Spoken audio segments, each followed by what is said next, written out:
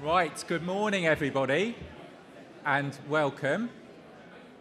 My name is Stephen Evans. I'm the Chief Executive of the Learning and Work Institute. It's a pleasure to welcome you to this air-conditioned Employment and Skills Convention.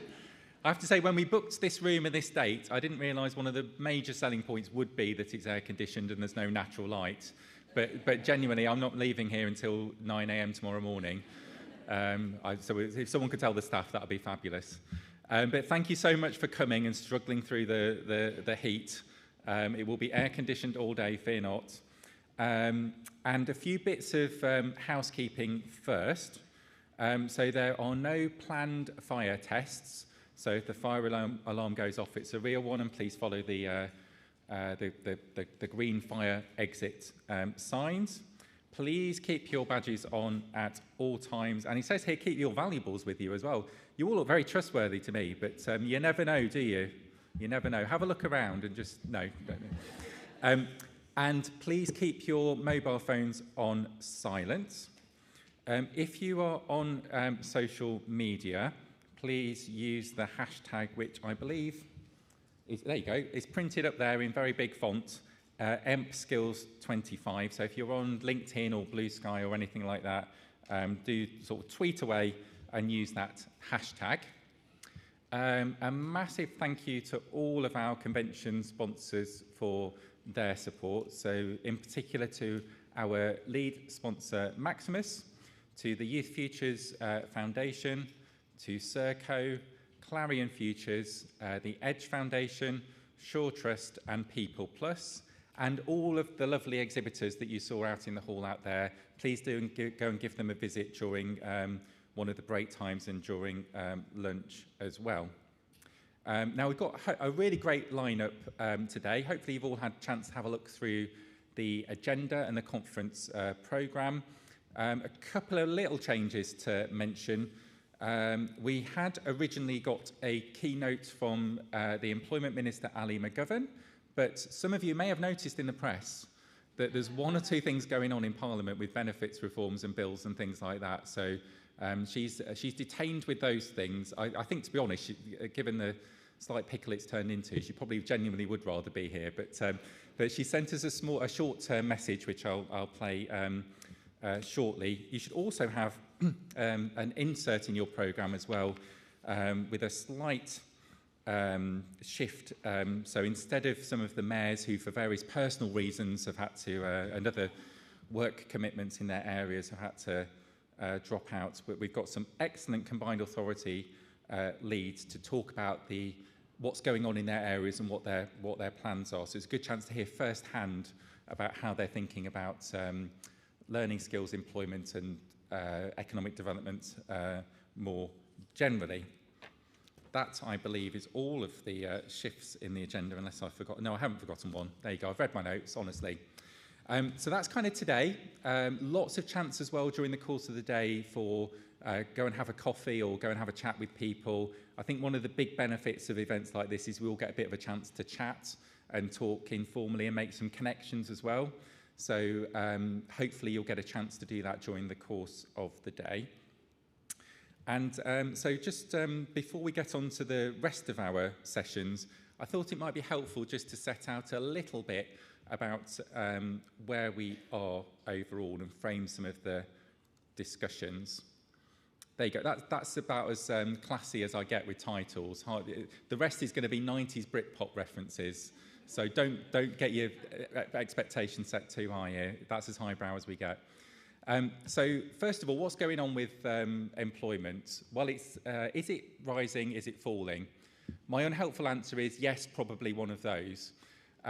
So you can see the orange line on here. This is the official data that comes from the Labour Force survey, and it kind of looks fairly flat. Maybe it's been rising a bit in the last few months or so. The problem with this is that not enough people since the pandemic are answering the Labour Force survey when the ONS contacts them. So I think the response rates went down to something like 14% at its lowest. So if the ONS phones you up or contacts you and says, would you like to take part in the Labour Force survey, please say yes, for my own sanity, if nothing else. So that measure, we don't know what's going on with it. So we've got this adjusted measure here, which is based on an approach that the Resolution Foundation developed, and they've done some really great work on this using administrative data sources. And you can see ultimately today that they're giving about the same number, which is helpful, and I think suggests that the labour force survey's improved. More people are answering it. Thank you if you're one of those. But the picture is really different. So either employment has been rising a bit for the last year, or it's been falling for the last 2 years. And it would be quite handy to know which of those it is, so we could work out what to do about it. I guess my own sense is that that blue line's probably a bit closer to reality. And this matters in the context of all the changes coming ahead with employers' national insurance contributions rising, the minimum wage going up, more employment rights coming in, a lot of other stuff going on, and against the backdrop of quite a flat economy. So is this going to harm job prospects? Are those lines going to head down a bit? Or actually, can we at the very least bob along, which is about the pitch of our ambition a bit at the moment. The last thing I'm going to say about this chart is the government has an ambition for an 80% employment rate. Now, this is, in our opinion, a very good idea because we called for it in 2022. So we're very pleased that the government has picked this up. It would mean another 2 million people in work and we think boost the economy by more than £20 billion a year. The eagle-eyed amongst you will have noticed never does this line get up to 80%. So isn't this kind of pie-in-the-sky nonsense? No is my unsurprising answer, given we wrote a report on it. I think if you narrow the disability employment rate gap, which we're going to talk about shortly, you can get halfway to that. If you narrow gaps in employment between areas, and we're going to hear from some combined authorities later, you can get closer to that. If you narrow gaps between other groups, for example, lone parents, ethnic minorities, lots of other groups as well, you can get closer to that. And handily, we have sessions on all of these. It's almost like we thought about it and planned it. So for me, it's achievable. It's going to take 10 years. It's going to take an effort. And not only do we have to help people find jobs, there's got to be some jobs for them to find. So where are the jobs coming from is perhaps a topic for us to think about today. I'll just note it. I've got a timer down here that tells me when to shut up. This is excellent. So please don't press fast forward. But this will help me keep to time. You'll all be delighted to know. So one of the big things to get to that 80%, and one of the big things in Parliament today, is about the number of claimants of incapacity and disability benefits. So this has been going up over time. This is the blue block on the bottom there. This has been going up over time, but particularly a sharp rise since the pandemic, up by about a third, I think it is, since the pandemic. And this is one of the big debates going on now. Have we got a third sicker? Or are there other things going on here, which is about attitudes to sickness and disability in work? Or also, I would argue, the fact that things like universal credit basic rate are so low, and you struggle to cover the cost of essentials on it, means that people who are eligible for other benefits are more likely to apply for them because they need it. So for me, this is, I don't want to nix the next panel session because they're all looking at me and they're going to tell me off if I nix their debate. But this is one of the big debates for me, is not just how do you make some savings and get those numbers down, but how do you get more people into work? How do you make society more accessible? And that's where you get the change from. And there's also a difference between incapacity benefits for those out of work and disability benefits, which are about the extra costs of having a disability. So this feels like an important debate that isn't going to end with a vote today. And I think for everyone in this room, how do we help people in that group to find work? How do we work with employers? How do we help people stay in work? This is one of the big challenges of the next decade, and to get to that 80%. Now, those of you who know me well will not have been surprised that I've started with a bunch of graphs. This, I think, is one of the last depressing ones, so fear not, we're onto the sunlit uplands next. So this shows what's happened to average earnings in the economy, and you can see that if earnings had followed the path they were on before the financial crisis, everybody would be earning £253 a week more on average. Could anyone in this room do with an extra 250 quid a week, or are you all fine? Probably got too much maybe, I don't know. Nobody's put their hand up for that, wise. So this is one of the major challenges and one of the major problems, because the economy and productivity have flatlined since the financial crisis. And this is what the government came to power saying it was going to try and change, get the economy going, go for growth. that will raise living standards, give us more money for public services. But of course, all these things are easier said than done. Oh, yeah, I had one more depressing chart. This is the last depressing chart, I promise. So on the skills side, so we've looked ahead and said, if we carry on as we are now, where are we going to end up in 2035, and how does that compare to other countries? And basically, we're running to stand still. We're kind of flatlining a little bit. And for those intermediate and lower skills in particular, so this is below GCSE and sort of A-level equivalent, we're sort of mid-table mediocrity, not about to be relegated, but not pushing for the European spots for any football fans amongst you. So this is one of the things that holds back productivity, and we need to do something about it. And we know that in fact, we're here in London, so we've looked at youth opportunities across England, and this is the opportunity capital of the country. So we looked at employment opportunities, qualifications, apprenticeships, all these sorts of things. And I can't remember the exact number now, but most of the top scorers were in London. So London, loads of opportunities, but the challenge is sometimes linking young people onto them, because you can live within sight of Canary Wharf, but it can seem like a world away. Elsewhere in the country, if you look at the northeast, for example, you've got fewer comparatively opportunities, and there the challenge is not just linking young people to them, but how do we create them? So when we get onto that combined authority and devolution and localism discussion later, this is part of the context for this, is the differing economic geography of the country and the policy formerly known as levelling up. So there's a ton of stuff going on. We're almost at the 1-year anniversary, aren't we, of the new government, and there's lots of things announced. So we've got Skills England, and the argument is this is going to identify what skills gaps we've got and then try and take to the skills system, do some of this stuff, and then join it up with the migration system and the employment system and all that sort of stuff. I guess my slight worry is it doesn't have any statutory powers. That's not a guarantee of success, because that's the Manpower Services Commission, the Training and Enterprise Council, the Learning and Skills Council, my list goes on. But it kind of probably helps if you're more than a team in the DFE. And how is it going to get traction in the system? If it says something, what guarantee have we got? How's it going to make people listen? We've got changes to apprenticeships as well. So the good thing, from my point of view, is that the Prime Minister has said he wants to prioritise young people.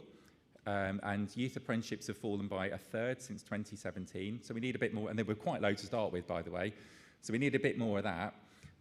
But one thing they've done is dropped the minimum length of an apprenticeship from 12 months to 9 months. Now, if you go to Germany and say to people in Germany, in England, we've decided 12 months is far too long for an apprenticeship. We can get this done in 9 months tops. They'll look at you like you're crackers. You know, it's 3 or 4 years there. They've also dropped the English and maths requirements for everyone but the youngest apprenticeships. I've got to cheer there, but I'm going to disagree with the policy. But it definitely wasn't working as it was, and it was putting people off, and employers were filtering people out who needed support. But it's really important, and you get it in Germany, again, you get 400 hours of general education in apprenticeships, like German in that case, and maths. In England, you get 100 hours, soon to be 0.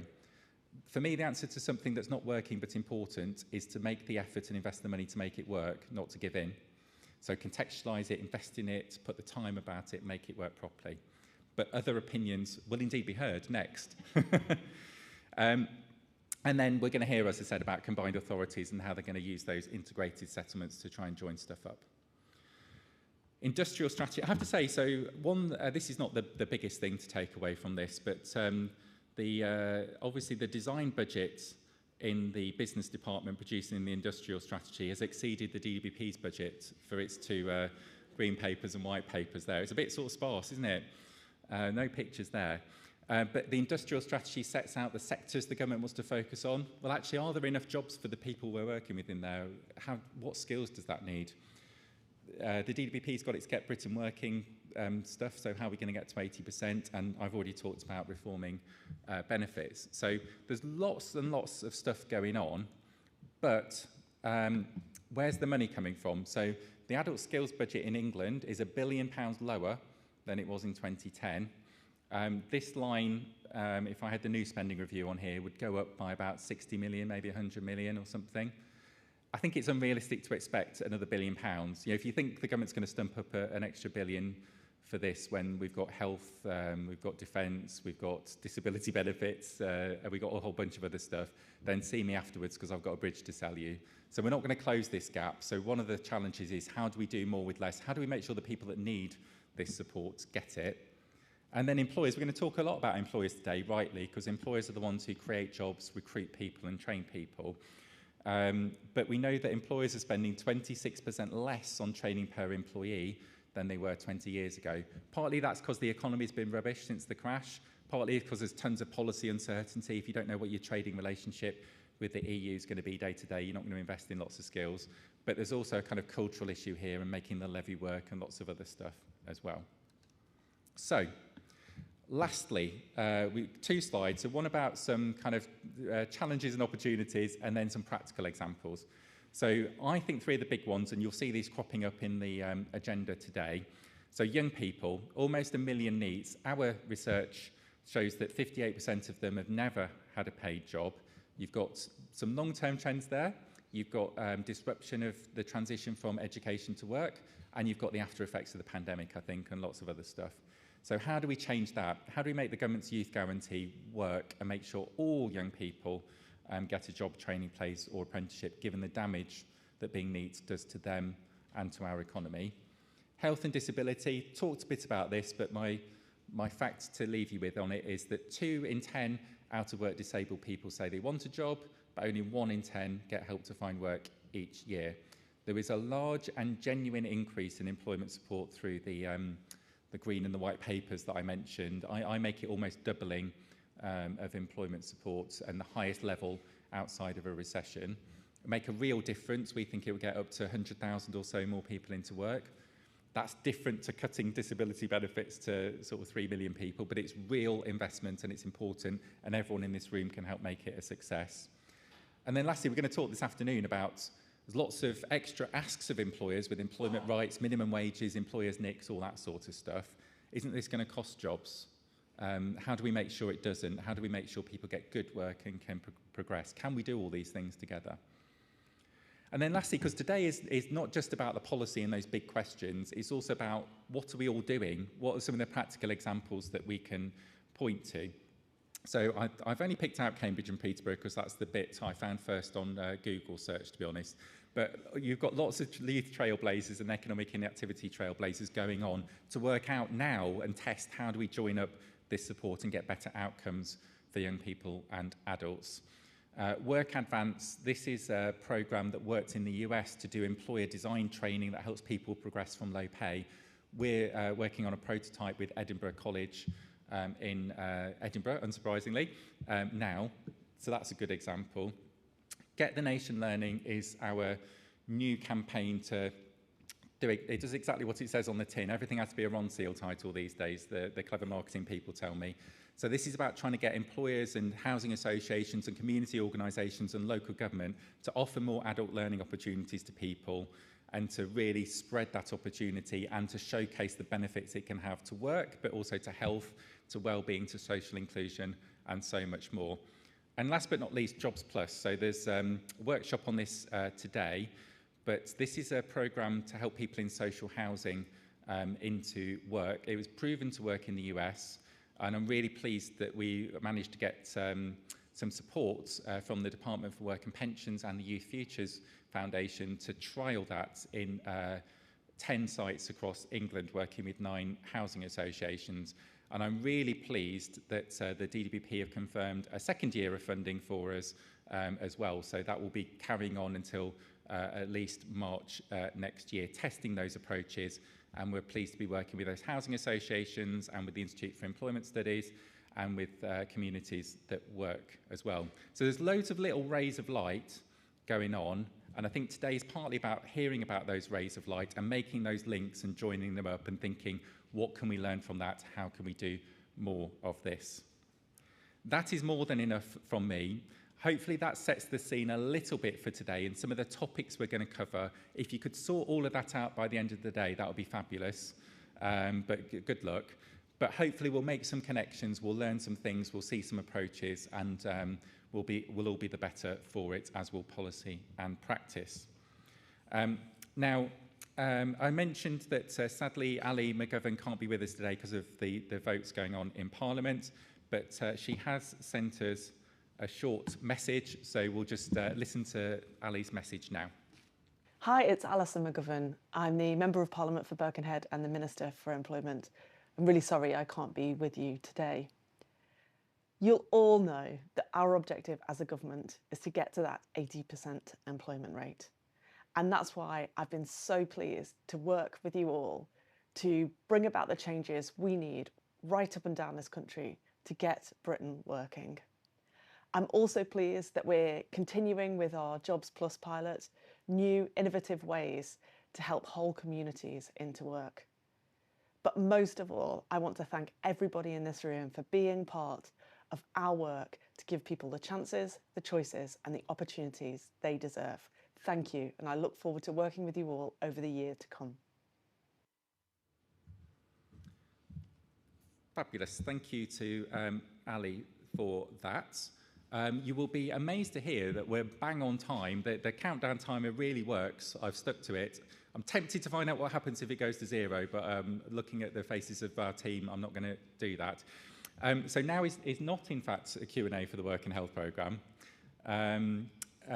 What I want to do first is, I mentioned that we're delighted that Maximus are our lead sponsors for the convention. So I wanted to invite up their Managing Director for Citizen Services, Gareth Parry, to say a few words. Gareth.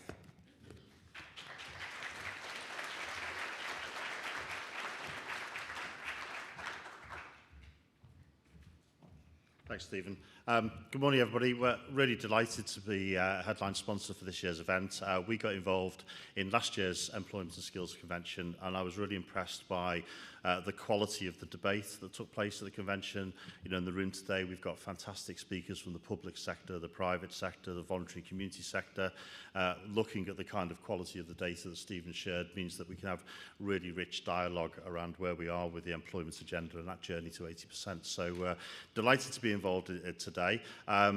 Please come and talk to us. We've got a team at the back on the stands there, and as well as Stephen says, fantastic organisations available today to talk about what they do and how they can help with this debate. You'll be hearing very shortly from a couple of colleagues that we've got to talk about their experiences of Work and Health programme in local London. So we're really keen to input into this debate. I think it's an opportune time to just take stock. I remember when we did last year's conference, I think we were 4 days after the general election, and we were all very excited about what the future held here 12 months on. I think it's fair to say it's an interesting agenda that we're all working with lots of programmes ending, new programmes starting, pilots, trailblazers, all sorts of stuff going on. So, and then when you layer on top of that welfare reform, where we are with technology investments in the UK, there's lots for us to get stuck into and get excited about today. So thank you for coming along today. We're delighted to be supporting the conference, and I hope everybody has a fantastic day. Thank you.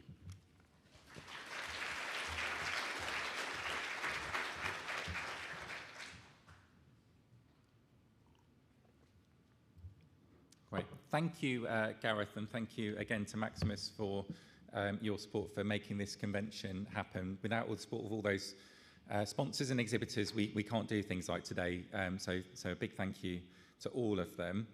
Now, as Gareth was mentioning there, so we're going to hear from Colleen and Noreen now. So this is kind of, I talked a lot about, you know, big policy, and here's some kind of aggregate charts and all the rest of it. But actually, the practicalities of support are all about individuals and connections between individuals and how we help individuals to maximise what they want to achieve for themselves.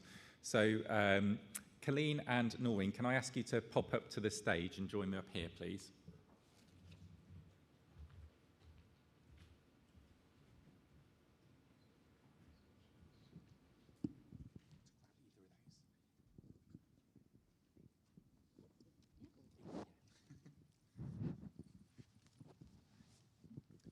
Right, now, so tell me if hopefully I don't get this wrong, because it's literally written down in front of me, but there's still a risk.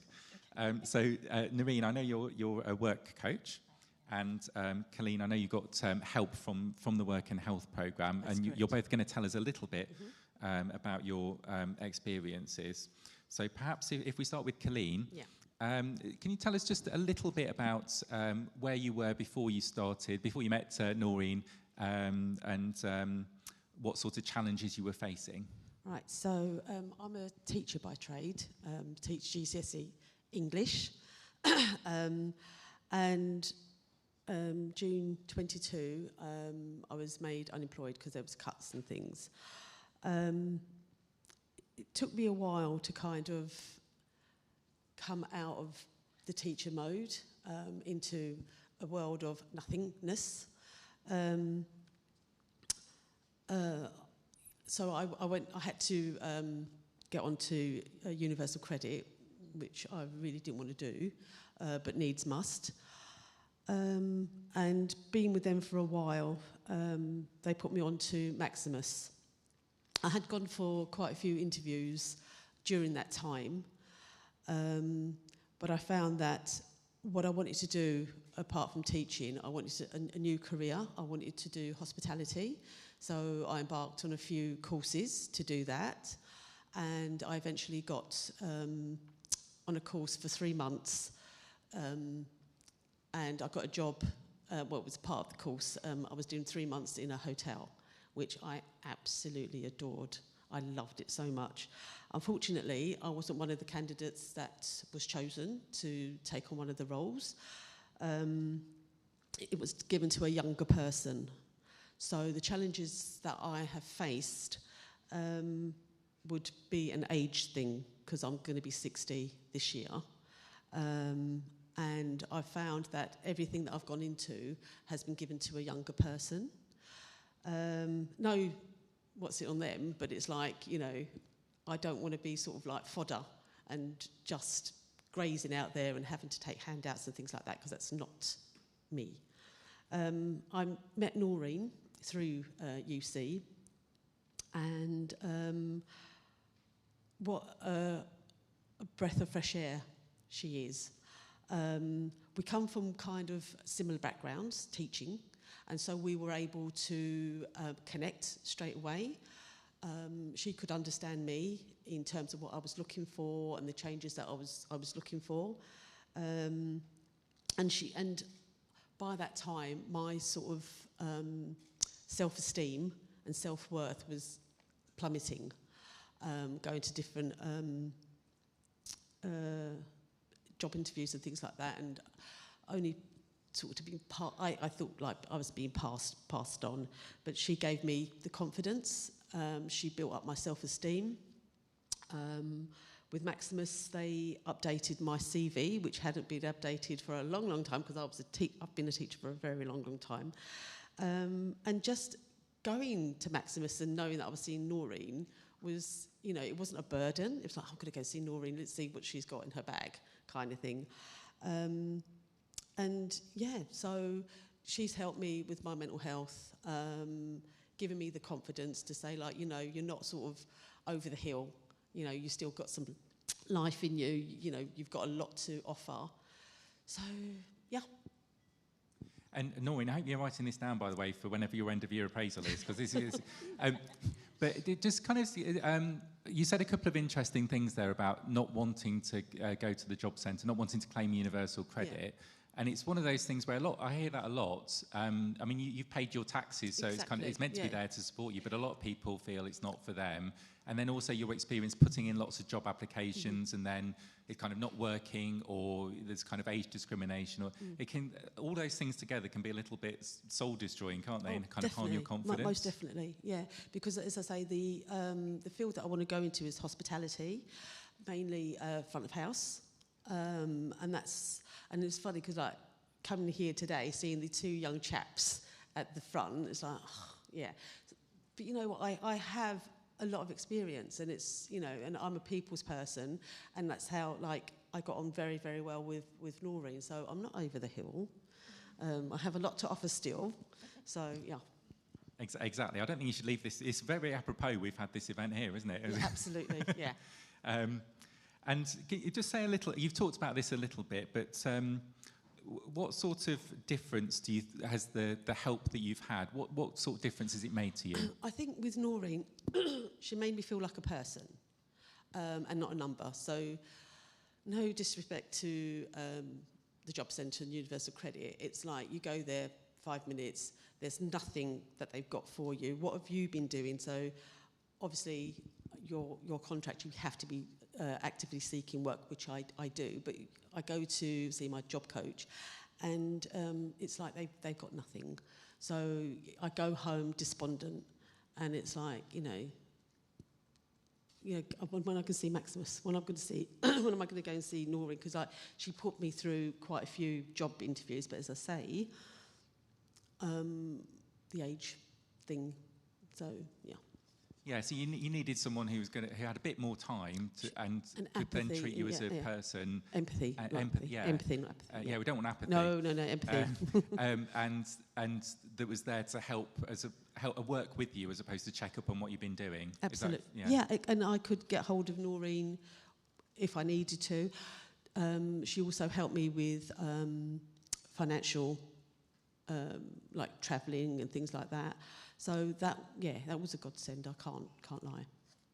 And Noreen, you can give Colleen that £10 later, by the way. Can you talk a little bit about how this worked from your perspective as a work coach, and how you kind of worked with Colleen and sort of tailored that support? Yeah, so from the very offset of meeting Colleen, we kind of gelled straight away because I think we're similar age, similar background of, work experience and what Colleen has and what I have. Like, we've both come from the educational sector. So when I sat with Colleen and I saw, that she's low in confidence, low self-esteem, I just kind of sat and talked to her about, okay, you're at this stage in your life, think about where you want to go. So it was very adamant that she wanted to go into hospitality. She got this training for 3 months, and I was like hoping, you've got the experience, you're going to get the job. Unfortunately, she didn't get the job at the end of the 3 months. And then we went back to the drawing board and said, okay, let me look at your transferable skills. So I looked at her transferable skills, I looked at her CV, and I said, come on, let's draw out what you've got. So have you thought about going maybe some time into teaching as to just get you back into that work field and get your confidence back up, and think about, once you're on that level, where can you then take it? So bringing Colleen back onto that platform of getting herself into work made a difference. Yeah, so I did go back into teaching for a term, So she went back into teaching, and I saw this confidence growing back. And I saw her self-worth, because she began to, when you go back into teaching, it's very difficult, but once she overstepped that hurdle, I could see that self-worth coming back. And I would always encourage Colleen that, you've got so much to give. That shouldn't be a barrier. Your age shouldn't be a barrier. Let's move that barrier. Let's go forwards. And that's how I kind of supported her through the 15 months. And is it, because Colleen was talking about the sort of rapport that you had and the sort of trust, I suppose, between the two of you. What kind of helped? You kind of talked about being similar sorts of backgrounds and the professions and things like that. Is it also just having more time, or what kind of helped to make that happen? Time is an essence. So we did have like hourly appointments, but it just didn't stop there. And it was every 2 weeks, the appointment. But I said to Colleen that whenever you need me, you've got my number, call me, text me, and I'll bring you into the office and we'll sit down and have a further chat. Because, again, it's not just the work, it's the work and health program. So I had to kind of have a balance of, I need to take care of Colleen's health as well, okay? So she was going down, depression, low confidence, low self, so I had to kind of take care of that as well. So having that time and knowing that that door is always open really helped build that relationship and that trust. And it was able, Colleen was able to then open up to all sorts of things with me and trust me with things that were going on with her. So that's really, really important. And to just ask you one more question on, and then Colleen, I'll bring you back in, just to sort of generalise it a little bit, because I talked about the importance of helping more people with disabilities and long-term health conditions into work, and many people in that group do want to work. From your experience as a work coach, what looks different, or are there different things about the support you need to provide to disabled people and those with long-term health conditions, or is it similar really to other groups? It's not completely similar. There are aspects that you do need to look at, because disability comes in all sorts of forms. This was not a physical disability. This was more to do with the mental side of the disability. And with my background of counselling and psychotherapy and CBT, I was able to draw out those tools and help Colleen to overcome the mental health side of things. So that is one aspect of it. When there is a physical disability, there is a completely different platform you have to look at. Okay, so what kind of workforce can you go into? Is the employer going to take your disability into consideration? So there are many other barriers that you have to overcome before getting your client back into work. But like I said, disability comes in all sorts of forms, and you have to cater that support for that client with that disability. Yeah, I think that's a really important point. I showed some big numbers up there, but that's 3.5 million individual people who are all different. I think that's a very important point. Colleen, if I can come back to you, and based on your experience in different bits of the employment and skills and job centre system, this is one of the things the government wants to prioritise. It wants to get more people into work, particularly people who are disabled or have long-term health conditions. What sort of changes or improvements would you like to see to help more people? Right, well, I can only talk for myself. So it would be for people of age to find employment for them. And employment that's like meaningful, long term. Yeah. And actually, for both of you, we haven't talked so much about employers, and you mentioned age discrimination from some employers, but it feels like I don't know if perhaps in your work you're working with employers to think how can they structure jobs, or how can they not discriminate on the basis of age or anything else. They're kind of either lessons that employers could pick up or messages that you would like to send to employers. Perhaps if we start with you, Nuri. Yeah, obviously, because that's what the government's trying to work towards, to try and get people with disability into work. So employers do need to kind of wake up and look at their policies and how they can cater. It is a difficult barrier to cross. But it can be crossed. It's just a matter of when we do get people into work, we don't just leave them in work, we do support them while they're in work. How are they getting on? We speak to the employer to see how they're getting on. Is there any other further support we need? So the Work and Health Programme is very good at that. But there's only so much we can do. But if kind of employers did kind of look at their policies and think about, right, what are the changes that are happening within the government and what we need to change, I think it can make a big difference. And Colleen, what would your message to employers be? What would you like them to take away and think about? Right, so again, it's a personal thing. We might be coming on to 60, 65, but we're not over the hill. We have a lot of experience in our lifetimes that we can share. And yeah, you know, we are employable, so give us a job. That's it.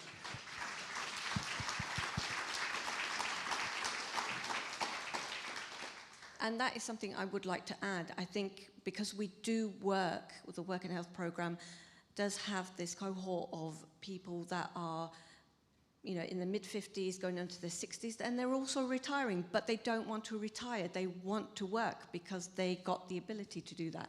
And I think the government does need to invest in that more.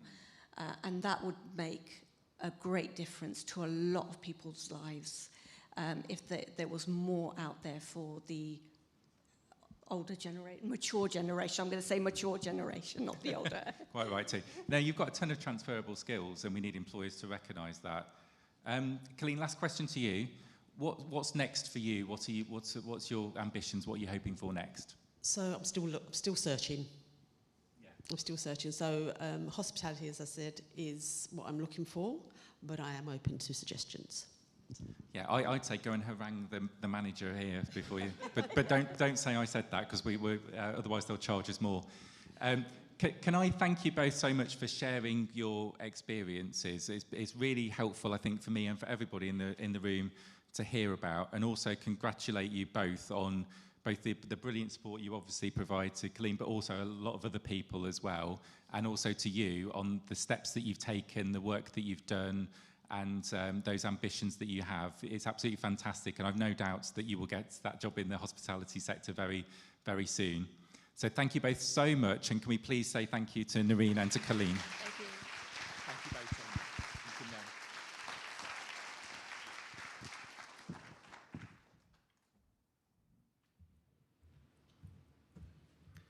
night. Right, so that's I think that's a really helpful set of stories and experiences to set the frame for some of those big policy discussions as well, and big numbers that we talked about. Everybody is an individual within that, and hopefully a very inspirational start to the day as well. Quick reminder to use the, I'm pointing the right way, to use the hashtag up there, EMPSkills25, if you're on any of the various social media platforms. Tag us in if you find us there as well. There's no TikTok account to the best of my knowledge, but TikTok it away if you want to as well. Right, we're going to move on to our first panel discussion now, which is about how we can go about closing that disability employment gap and make that step change for individuals and also for some of those government ambitions. So if I can ask our panellists to make their way towards the stage. So we have Gareth Parry, as I said, who you heard from earlier, Managing Director at Maximus. Fazilet Hadi, who's the Head of Policy at Disability Rights UK. Dr. Nancy Doyle, the Founder and Chief Science Officer of Genius Within. Devon Galani, the CEO of Policy in Practice. And to chair them, you'll be relieved it's not me, but someone else. So please, to chair, I'm going to hand over to Chris Smith, the Whitehall editor at The Times. Chris, over to you. Thank you.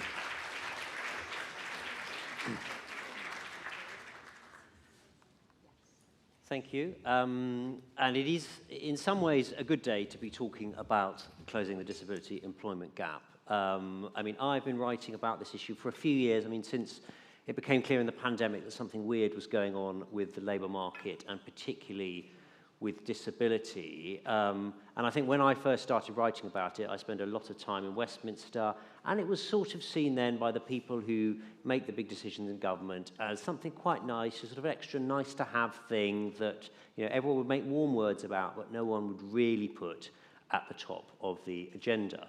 I think that has changed. Being at the centre of the political agenda is not always a good thing, as we're seeing today. That can lead to just an utter car crash of policy, but it does mean that it is finally being taken seriously, and it's not hard to see why, because, you know, this is actually now quite clearly being seen as a fundamental issue for the future of the country, of the economy, and of the public finances. Because if you look at that 80% employment target, if you look at non-disabled people, we're not doing too badly, we're not far off. But if you look at disabled people, only about half are in work. You know, so we would need 2 million more people, disabled people in work to meet that target, which is a lot. But if we do that, that is going to be transformational for the economy, and it is going to be transformational for the public finances, because the mess the government has got itself into on sickness benefits and disability benefits in particular is partly a result of not knowing how to actually maximise employment opportunities for disabled people. And I don't think anyone would probably recommend the way they've gone about it, but it is something they now realise they do have to deal with. And so perhaps we can come up with some better ideas for them today with an excellent panel. So we've got Fazilet Hadi here, who is Head of Policy at Disability Rights UK, long career in local government and disability organisations and advocacy. We have Nancy Doyle, who is an organisational psychologist specialising in neurodiversity and founder of the non-profit Genius Within. Gareth Parry, who we've already heard from, Managing Director for Citizen Services at Maximus, who's going to be at the heart of a lot of what the government's trying to do, I think, on employment support. And Devon Gailani, founder of Policy in Practice, software and analytics company, which I can attest to makes the fantastically complex world of the benefit system at least somewhat comprehensible. Thank you. So can I start, perhaps with Fazza, by asking the question, you know, at the heart of this, what is needed to get more disabled people into work? What actually does that mean when you break it down? And insofar as the government has come up with ideas in them, you know, what is good, what's bad, without resorting to too many profanities, please, and what could they, you know, build on? I don't know how you knew that I'm not a fan of the government, but I'm not. So I'm going to start. I mean, it's great to be with you all, and it's great to have so many people in the room that are supporting people into work, and particularly I've got an interest in you supporting disabled people into work. But I do want to start by just making a couple of comments about the current situation. There are more disabled people in the population than there've ever been. That's because of for demographic reasons, because we're becoming an older population. It's because we're a population with increasing levels of poverty that unfortunately then lead to disability and sickness. It's because NHS waiting lists for operations and treatments are long, and for younger people, mental health services are very, very difficult to find. And it's because the pension age has increased, particularly for women, by 6 years. So we are going to have more disabled people in the workforce and more disabled people out of work. So this isn't a figure often given, but there are over 5 million of us disabled people in work. So it's obviously eminently possible to be in work, but the framing is very much from the government about the people that aren't in work, and very much laying the blame at those people's door, which we would really challenge at Disability Rights UK, because we live in a very, very excluding society where disabled people face barriers in every part of their life, whether that's transport, housing, getting around the environment, the street environment, getting access to information. We're in a society where disabled people find themselves disproportionately poor. We're in a society where younger disabled people don't have the same attainment rates in education as their peers. So we've got a lot of challenges, and we as an organisation would like the government to do a lot more to look at dismantling barriers and tackling inequalities. This is very much linked to employment. I know people want to, particularly government, want to look at very siloed areas of our lives, but if you are poor and going to possibly have your benefits cut, or actually maybe some of us won't have our benefits cut, we'll cut it for a future generation, it is very hard to find the bandwidth to search for work when you haven't got the money to pay the rent, you haven't got the money to buy food and you're at the food bank, and you haven't got the money to pay your energy costs. And I've heard Claire Moriarty, the Chief Exec of Citizens Advice, make this point very forcefully, that you cannot expect people in deep poverty to have the bandwidth to think about work. So these cuts, we'd say, are very, they're very short-sighted, and they won't work in the government's favour in terms of getting us into work. So I'd just like to move now to just talk a bit about what could the government do, and what could all of you do maybe to help disabled people get into work. Well, it was great listening to Colleen and Noreen, because it just shows how personalised support has to be. If I'm a disabled person, I might have a mental health issue, I might be autistic, I might have a learning disability, might be like me, I might have a visual impairment. And you're going to have to think about what those barriers are for me and what I might need in terms of adjustments, both in terms of looking for work and making sure my working life is a success. And that personalisation, I wonder if it also has to include looking at other issues that I'm facing around housing or finance or debt, because maybe you can't just focus on my employment, because that's just not going to cut the mustard for me. I need people, I need to be connected to others who can support me to solve some of my other problems. So I think how we give holistic, personal, impairment-sensitive job support is just a real challenge. Yeah. I think access to work, in the broadest sense, we've got a failing access to work scheme with 6-month delays. That can't be good when a disabled person's actually found a job or is in a job and wants to keep that job. But could we use that model of where you give the direct support to disabled people? Could we broaden it? Could we give direct access support for people who want to volunteer? Or could we give access support to people who want assistance to find a job so they almost have a little employment budget to do that planning themselves, obviously with support, but to be more in control of how they're going to get a job? So I think the whole notion of how we empower people to work is a very big one.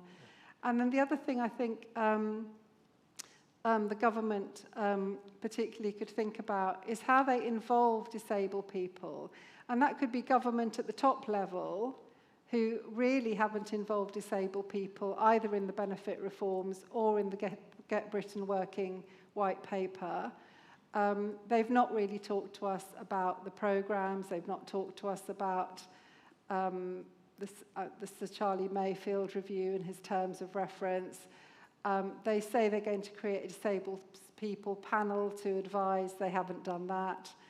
So I hope at local and regional levels you've got better links with disability groups and disabled people and are bringing them in to really think about, well, what does work? How did these 5 million get jobs? How did these 5 million stay in jobs? And what can we do to actually root it in the experience of disabled people? And thank you for that introduction. That's very good. On the topic of employers and what's going right for those 5 million people who are in work, and what could be improved to improve that, can I ask Nancy to give your perspective here, and how can jobs be redesigned, disability more generally, but particularly for neurodiversity, which is your specialty? Well, I've been long banging the drum for job redesign because I think we design jobs for generalists, not specialists. A little bit like we've designed our education system for generalists, not specialists. And, what we're always pitching for is someone who can work independently and as part of a team, someone that has influencing skills and detail orientation. And as a psychologist, what I can tell you is that those two things very rarely exist in the same brain. And it would be much better if we had more flexibility around job crafting within large organisations particularly. One of my master's degree students last year wrote an absolutely fantastic thesis looking at the Metropolitan Police and neurodivergent employees within the Metropolitan Police, some of whom were fantastic at data analytics and could solve crimes by picking up CCTV images in the reflection of bus windows, but who really struggled to be out on the beat communicating with people, versus the other neurodivergent people who were absolutely brilliant at that, but found it really difficult to sit still and analyse data. Now, in an organisation as large as the Metropolitan Police, there's absolutely no reason why you can't specialise those job roles and therefore make work far more accessible for a wider range of people. But, you know, as an occupational psychologist, I can also tell you that we've been writing research and theory about that for 40 years, and still no one is doing it. So what needs to change to make that actually happen then? Is anything the government's doing changing that sort of 40 years of admiring the problem? I think the government could role model it. I think the government could role model it in education as well as in work. The point of contention that I had with Stephen about the maths and English component of apprenticeships, I mean, I was delighted to see that gone, because as someone who's worked with dyslexic people for over 20 years, I happen to know that most dyslexic people have incredible strengths in mechanical reasoning, visual ability, and can be incredibly successful in jobs in construction, in hairdressing, in electrical engineering, and were barriered from getting those jobs and getting into those jobs by that particular component. I think where we would start agreeing again is on the idea of functional literacy and functional maths coming towards the end of the process once self-esteem has been recovered. And I think we're probably a point of compromise there. But those kind of systems where children are leaving school feeling like failures because they aren't reasonably good at most things. So I do think going back to the education system and allowing education to support specialist thinkers as well as generalist thinkers would be a great place to start. And also within the government departments that they run, we could start doing that. We could start doing the research on that. You know, the Metropolitan Police would be a great place to start.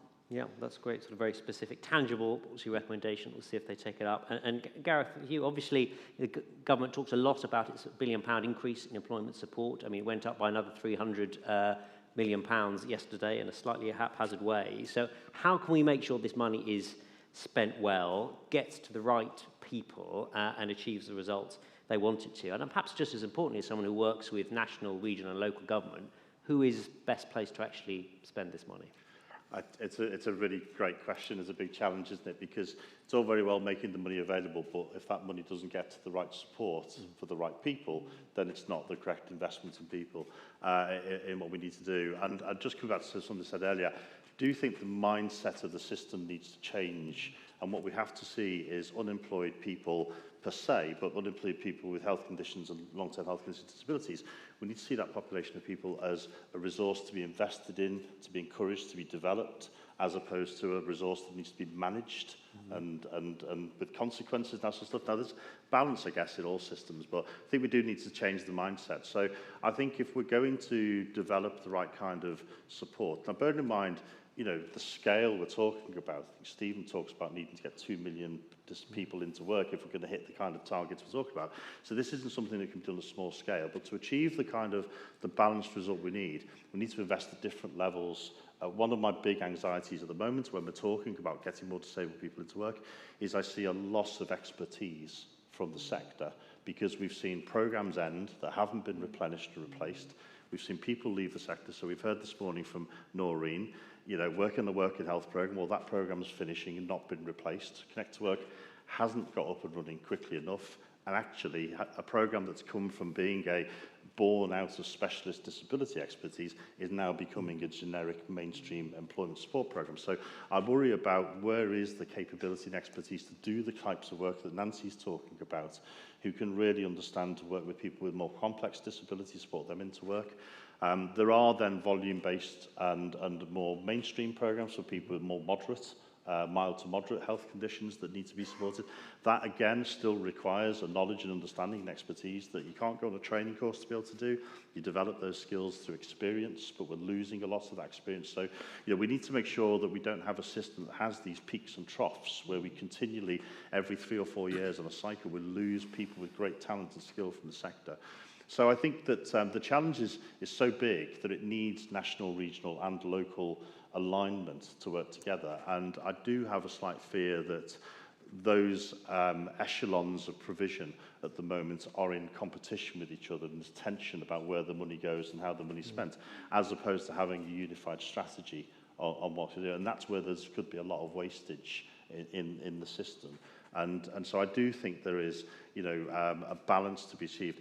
it's such a big agenda, and there is money coming in, which is really encouraging. I mean, what we shouldn't deny is this is new money and is gratefully accepted. It's how that money is invested. And, you know, there is a danger. Whilst I'm a big fan of localism and devolution, I think there is a danger that we see a lot of waste because lots of combined authorities or local authorities spend the money on investing on building the same thing. So there's something about how do you build capacity in the system and capability in the system and aligning that national, regional, local. But you need national provision. You wouldn't be surprised to hear me say it, you know, given what our organisation does. But if we're going to deliver the scale that we're talking about, there has to be national provision complemented by regional strategies, complemented by local expertise. And there's room in the marketplace for everybody in that system. Thank you. And Devon, in turning to the benefits system, which obviously, you know, I don't think most people think it's perfectly designed at the moment. Somehow, government seems to be finding ways to make that even less perfect. But, you know, apart from not starting from here, how could we design a benefit system that actually helps disabled people into work in a way that, as the government rightly recognised, does need to be affordable? I think you asked the right question earlier. How do we get support to the right people? So I think that is the first problem that we're facing, and I think there are some sensible solutions to that. So my main frustration here is we talk a lot about problems. I've talked a lot about problems with some of the reforms that are coming out. We did some analysis at a local authority level, which I know you saw. But actually, some of the solutions are also at a local authority level. So you can see who's impacted by these disability reforms at a local authority level. Local authorities themselves can see exactly who is on LCRRA, on the health element of universal credit, who is long-term unemployed, who's been unemployed for 12 months or longer, who has caring responsibilities for young children. Are their child below the age of 3? Are they above the age of 3? You know, you can see all of this information exists at a local authority level. And to give you some sort of understanding of how this information is being used, I know there are colleagues from Camden in the room, but I'll share a pilot that they ran recently, and they've been, you know, kindly sharing the results of that themselves in a wide range of forums. But we help them to identify, I think, you know, people in Camden on getting the health element of universal credit. They texted 800 of those residents. They saw just over 100 of them take up the offer, about 15% of them take up the offer of a further conversation. So you're spending sort of £80 on text messages to get 115 people on the health element of universal credit having a conversation with the local authority. So, I mean, that's incredible. I mean, just reflect on that for a second. You know, every local authority in the country, DWP themselves, can be doing this level of engagement.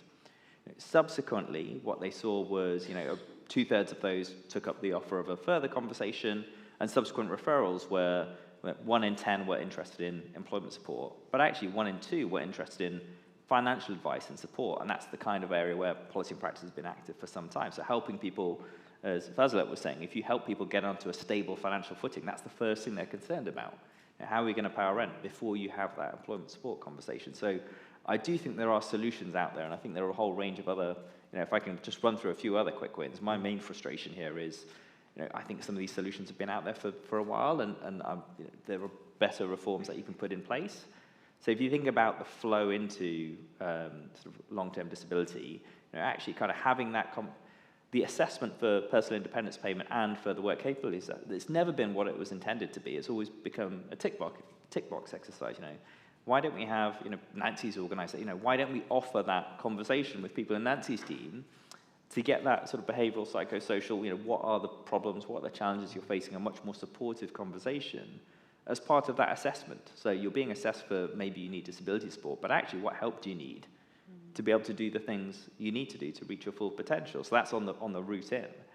You know, on those people that are already on disability benefits, I've talked a bit about how to engage them, but also reassuring them that they're going to be better off in work. I mean, that's been true for some time, but I think, you know, you guys can speak from experience, but I don't think that's the word on the street. Yeah. So kind of you need to reinforce that message and let people know it's true, and kind of let that, because there has been a lot of investment in universal credit, which means people are pretty consistently better off in work. So I think kind of changing that mindset. And then on the employment side, you know, a couple of very obvious quick wins for me. I think for younger people, you know, bring employers back into schools, invite people back in to have those conversations, let people know what employers are looking for, but also just to see their alumni, you know, people that went to their school, what they've gone on to do. You know, start those conversations again. I miss like work experience, for example. And then also, I think middle management is also a huge problem in this country. I mean, I guess opportunity as well. You know, if we can improve middle management, that's probably the simplest way to unlock productivity gains. I'm enjoying Nancy's vigorous nodding next to me. But I mean, that's how you unlock productivity gains. But it's also often how you stop people from falling out of work in the first place. You know, if you talk to people on unemployment, why did you leave your last job? You know, when you get into it, you know, when I started policy and practice, I thought I was a great manager. Turns out I wasn't. You know, no one taught me how to do it. So you kind of learn through trial and error. Can I come? Please, I've got to yeah, come absolutely. In on that. Yeah, you know, the majority of my work at Genius Within these days is working with managers, HR teams, leaders in businesses to do this magical, intangible thing called neuro-inclusion. And almost always where we end up talking is performance management. How do you enable a staff team to talk about performance, productivity, to have difficult conversations about what's working well, what's not working well, in a way that doesn't make everybody go kind of, you know, squeaky awkward, right. And is just really pragmatic and fair and honest. And if we could unlock that, that would be absolutely brilliant for productivity, but also for disability employment. Because what happens when people have disabilities in the workplace is the managers become terrified of having that conversation. So they don't have that conversation, and they leave it until it's too late. And they leave it until everybody is, you know, strung out with stress, both the manager and the employee, and then some kind of catastrophic thing happens, and people, you know, it's really psychologically damaging when we do it that way. Which is quite a good jumping off point for a wider discussion, because obviously Charlie Mayfield is leading the review for the government on employers, and one of the things he says is that actually a lot of these problems could be solved by good line management much early on, but it's not there. And in fact, what he is, that review in terms of keeping people in work could be much more consequential than any of the back to work things, because it's, you know, easier to stop people falling out. So I want to just ask people to come in, and I will let you come in. Just let me ask a question first, which is, given that, but given also the employers are saying, please don't burden us with any more things, the economy's struggling, they're dealing with tax rises, minimum wage, that kind of thing. They're very nervous or what a lot of the things that he might like to recommend to employers. How can we encourage employers to do more without provoking a backlash from them and them saying too much? Well, I just wanted to come in. I think I will respond to that, but I just wanted to come into that conversation because I totally agree. Line management is super important. We've always had line managers that are amazing and help us flourish and develop, and had ones that are just not so good. But I do think it's really, really important that actually the whole leadership of the organisation and the culture and communications within the organisation from the very top makes it clear that line managers are working within an organisation that wants to go the extra mile in terms of diversity. It does, you know, it's not an organisation where, you know, there's just one type of employee and if your face fits, you get in. And I think employers, I don't know what people feel, but I feel the world of work has changed a lot. I feel that now employers, if they want to get the most talented workforce, whether that's with disabled people or younger people or older people or single parents, they're going to have to think very, very differently about diversity. And it, you know, it won't be one size fits all. This is the policy. This is how it works. We're lucky as disabled people. We have the Equality Act and reasonable adjustment, so we do have a right.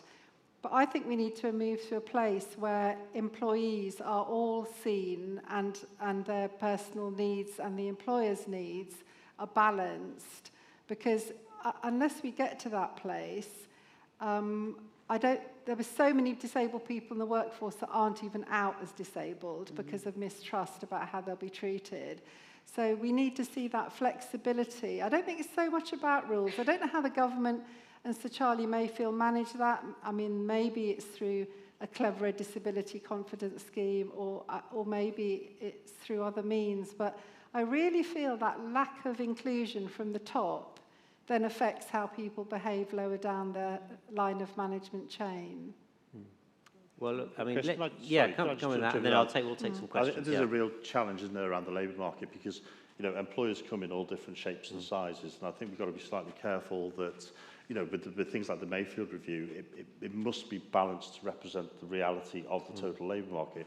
Most people in this country work for small to medium-sized organisations who don't have HR departments, maybe don't have too many management layers. So what we need to develop as an employer engagement strategy in the UK that is fit for purpose according to the demographics and the shape of employers. So, you know, my view personally is I think we should be far more demanding of large-scale employers in terms of their responsibilities. Why we're asking large employers to contribute, not to cover the costs for things that should normally be covered on access to work, for example. You know, large employers, I think, should be picking up that tab. And I think for those employers, it's more about capability and line management, understanding right policies and practices.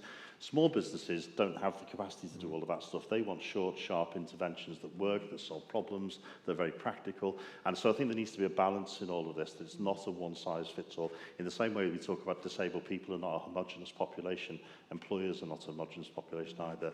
And we need a dynamic employer engagement strategy that addresses that, I think. Fair enough. Right, let's take some questions from the audience. Does anyone want to ask anything out there? I think we've got a microphone there. Surely someone must want to come in. No? Oh yeah, go on. We've got a gentleman there. Well done, volunteering.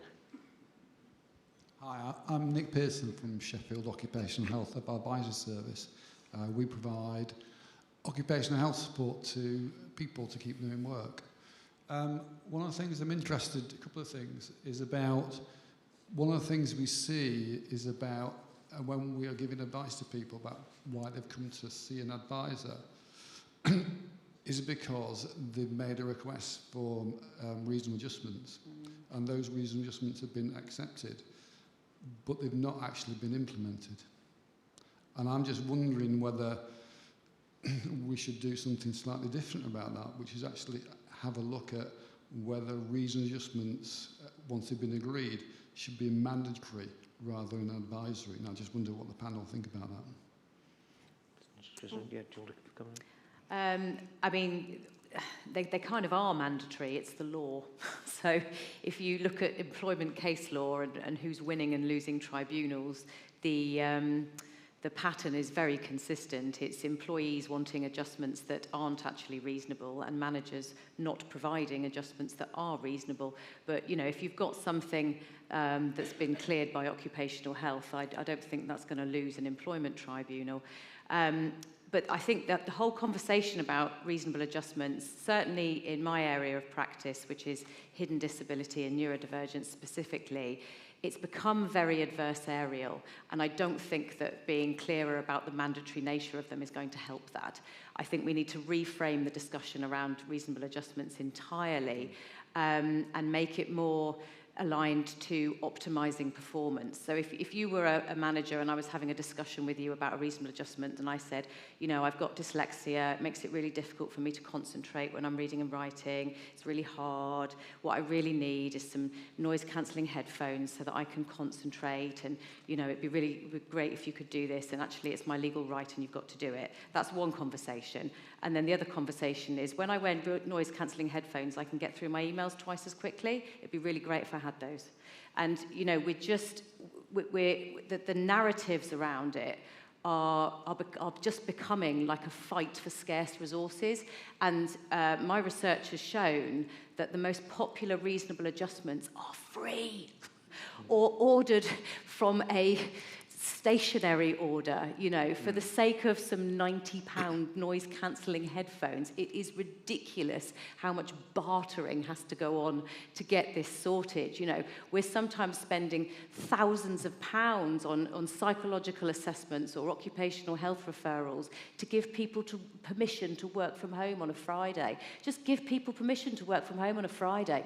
Let's clear all of the really easy adjustments out of the way so that we can focus on the people that do have more complex and difficult needs. And, you know, that's been the thing that I've been shouting about at conferences for about 5 years now. And the system that we've built at Genius Within with our Genius Finder assessment, which is there to give managers the ability to have those difficult conversations and signpost them to the free and easy to implement adjustments that work, so that those things can be got out of the way first. And in a study that I published this year that we did with an occupational health company, what we found is that when we went for simple adjustments first via our system, for 50% of people, that was enough. They didn't need anything else. So we took 50% of the need out of the system for about, 40 quid or less per person. And then we had more money for the things that were more complex. What we were able to do then is provide coaching support rather than assessments as the next step, because another theme that I've heard from all the panels actually is that relationships matter, and that if what's needed is some change work, actually the quality of rapport, the quality of the relationship is the active ingredient, and certainly that is supported by psychological research. So we focus more on that. We increased the amount of one-to-one time that people with more complex needs had by 100%, and still reduced the cost of the overall service by 40%. So I don't think this has to be as complex or as annoying as we make it. And that's all I'll say about reasonable adjustment. Jeff, did you want to come in and then... Sorry, just very briefly. I think that ties into the access to work debate that's going on at the moment, which seems to be dominated by funding headlines. Yeah. I'm absolutely convinced the vast majority of people making claims and employers, what they want to know is, what is the solution? How do I implement it? Where can I get it from?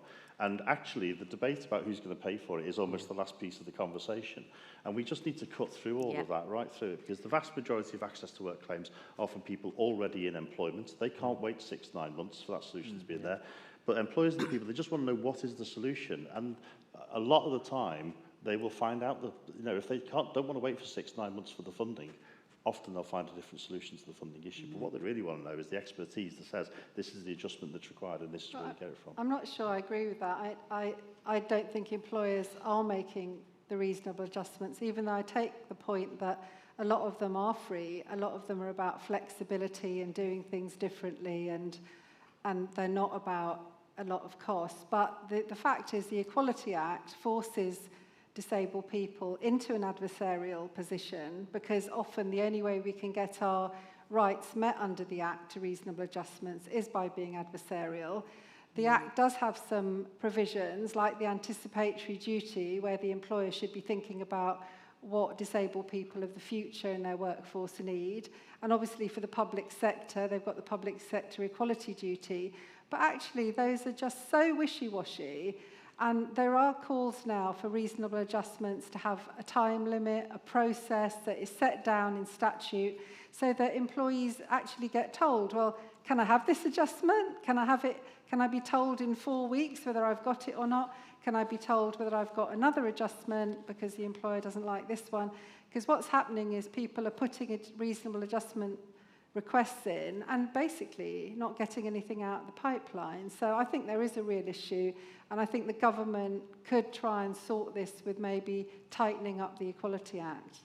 Thank you. Devin, did you want to come in? Yeah, well, I'm just a bit more sympathetic to employers in this sort of whole conversation. I think, they're the ones who are kind of trying to keep people in work. No one wants to lose a member of staff. Like, it's incredibly expensive to find someone else, train them up, so they do want to kind of make these things work for people. I think some of the problems we've already talked about, right? You've got a whole range of different programs that are changing every 5 months. We struggle with it.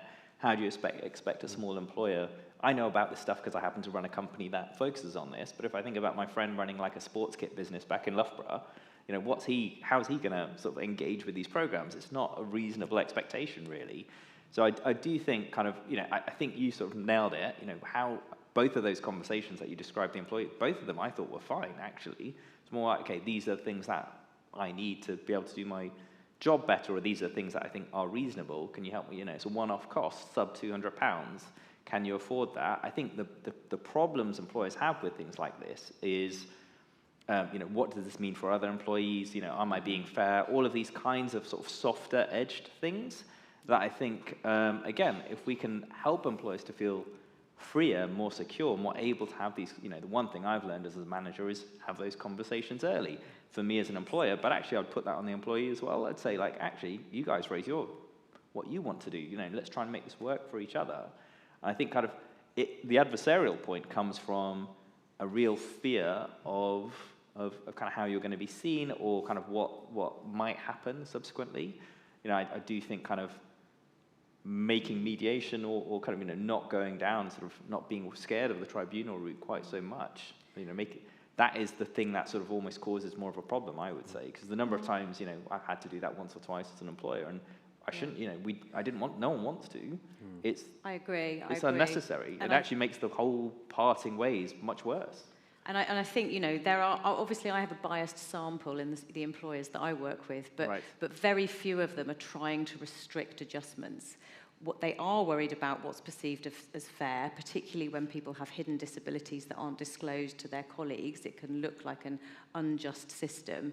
And one of the things that we've been advising employers to do for years is decouple adjustments from disability disclosure, because disability disclosure is fraught with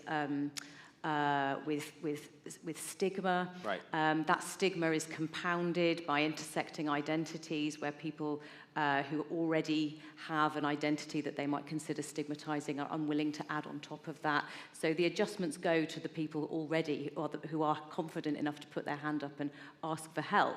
At Genius Within, for example, we build an adjustment conversation into every HR interaction. So at recruitment, at onboarding, during one-to-ones, which we have every month, during job description reviews, which we have every 6 months, during, you know, everything we go, what kind of adjustments would help you do this at your best? How can we support you to work at your best? Here's some examples of things we've done before. Would those help you? And then they are available to everybody, and it just creates a much more engaging level playing field. And by the way, Genius Within is majority disabled neurodivergent company. About 60% of us are neurodivergent, and if you add those to the overlapping Venn of disabled, it gets to 70%. So, you know, we're living and breathing this as we're giving employers that advice. And the whole adjustments conversation has just become totally destigmatized and easy to implement as a result. And so we're basically almost out of time. Can I just very quickly ask as a final question to everyone with short answers, which is the central challenge that the government finds itself with, is it possible to improve outcomes and save money at the same time? And if so, over what time scale? Yes. Ooh, yes, it absolutely is. I think it's going to take 5 to 10 years, and I think we have to change our narratives around this in order to do it. Yeah. Gareth? Yes, but it'll take a generation. Ooh. To go for something topical, yes, absolutely, but you want to be reform-led. You can get some of these quick-win reforms in now, and let's see what happens to the employment workplace as a result of those, rather than kind of just trying to make the savings first. Yeah. And final word, Vali. I think you have to invest in people so that they can flourish, and I think making short-term cuts won't do that. Okay, thank you very much. Fascinating discussion. I won't keep everyone here from their coffee. I think the next session starts in half an hour, but can we please say thank you to our panellists.